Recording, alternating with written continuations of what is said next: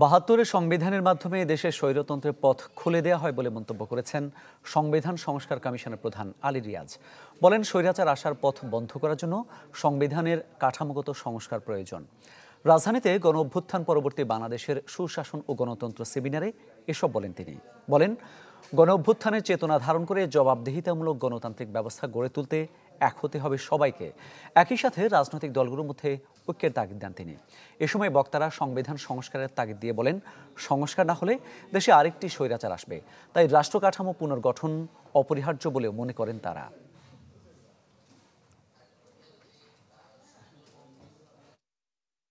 যেখানে রাজনৈতিক দলগুলোর মধ্যে ঐক্যমত্য আছে, যারা অংশগ্রহণ করেছেন তাদের মধ্যে ঐক্যমত্য আছে। সেটা কি? প্রথম বিষয় সেটা হচ্ছে বাংলাদেশে যেন আর স্বৈরতন্ত্র ফেরত না আসে। এ বিষয়ে ঐক্যমত্যের কোনো পার্থক্য নেই।